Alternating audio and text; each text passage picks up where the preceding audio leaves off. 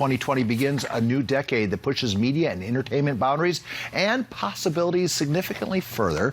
Joining us to tell us more about his top 10 predictions for media and entertainment is founder and chairman of Creative TV, Peter Csathy.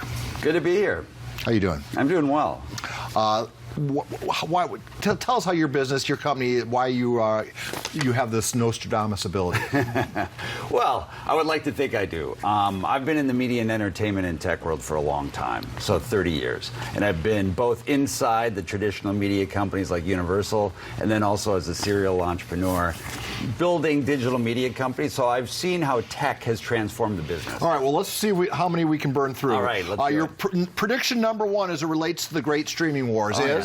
Well, it's going to be a crazy time. It's going to be a great time for consumers with all this choice out there. Now that we don't just have Netflix and Hulu, Disney Plus just launched about a month ago, and Apple TV Plus, and then HBO Max is coming out in the early part of the year, as is NBC Universal's Peacock. So there's going to be great programming for consumers. It's going to be tough for those companies to break through, and Netflix will be challenged for the first time. And what does it mean for over-the-air TV? Well, over-the-air TV news, as an example, sports, absolutely critical for most people still. So but there's going to be a need to adapt and engage more fully, like on mobile devices and things like that. Prediction number two, as it relates to innovation, as we cut the cord, what does that specify what that means? Well, cutting the cord means that those who have had cable packages and satellite packages, they go instead over to the internet-driven services like the Netflixes and Disney Pluses. So that's the cord cutting, which has accelerated over the past couple of years because there's all these choices now on the streaming side. And that's where people take a lot of their video on demand.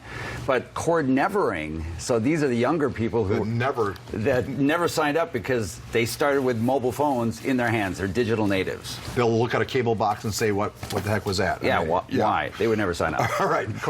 Prediction number three, as it relates to mega media mergers. Yeah, well, so last year we had CBS, this past year, CBS and Viacom merged, and the year before we had Disney that was sucking in the Fox entertainment assets, and there's been this parade of endless consolidation in the business because of all these changes that we're talking about.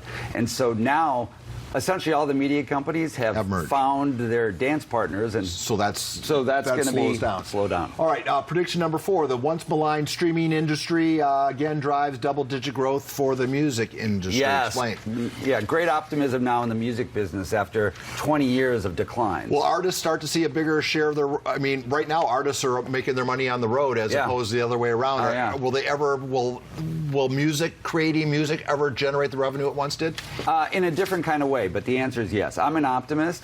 The streaming services themselves are not going to be satisfying to artists in terms of the economics. But what it does is it allows artists to build an audience, engage with an audience that they can then make money from in all kinds of other ways. And plus it cuts out the middleman. They can get right to their customers. Absolutely, right? And that's the promise of the internet. All right, number five, augmented reality. Can you talk a little bit about what's going to happen in that industry? Yeah, we've talked a lot about, for the past several years, that it's the coming wave of virtual reality and augmented reality. And augmented reality is semi-immersive, so I can see you as I have images that are projected onto my glasses. Right. So a few years back, if you remember, Google Glasses was a disaster. Right. It was an embarrassment.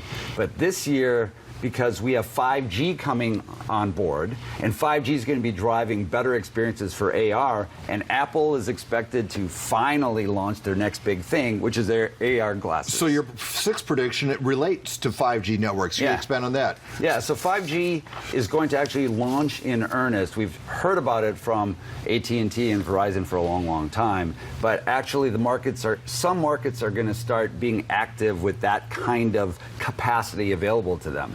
So that means that the new iPhone, as an example, is expected to be 5G compatible, and other 5G compatible phones will enter the marketplace, which are going to transform our experiences because better video on these devices, esports, which is a very big thing for the young kids. Where you bring us to prediction 7, the esports bubble. What's going to happen there? Yeah, esports. It's been such a hot under the radar kind of marketplace. Esports is young kids who are watching other young kids play video games, sometimes in stadiums, increasingly in stadiums. So it's this massive... It's nuts. It is. It's over $1 billion industry today. It's going to double in size. Because of 5G, it's going to grow it even further. The end of the world as we know it. It's all good stuff. I'm an old timer. So, we got about 30 seconds here. I want to bang through these last three. Sure. Prediction 8, artificial intelligence. What's going to happen there? Yeah, we're already used to Siri and Alexa in our lives. Now we're going to have more of those kinds of artificial human interactions that are going to be entering our lives. Now, prediction 9, real, not virtual, live experiences. What does that mean? Well, it means that we're increasingly heads down in this digital age. Right. But there's still this need for us as human beings to be with one another at gatherings of the tribe. And so getting outside to music festivals, live experiential entertainment is important. So that's going to be bigger than ever in 2020. It's already growing fast. All right, last but certainly not least is the prediction as relates to fake news. Wrap it up for me, Peter. Well, okay, so the downside is that there's going to be a march of fake news, obviously, because it's an election year coming up. And we're going to see some big hacks continue because that's the way of the world.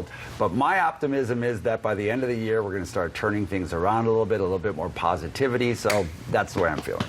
Peter, this was a positive experience. Thank you very much for spending some of your morning with us. Good to be here. Merry ho-ho and happy holiday season. You too. Have a great holiday. All right.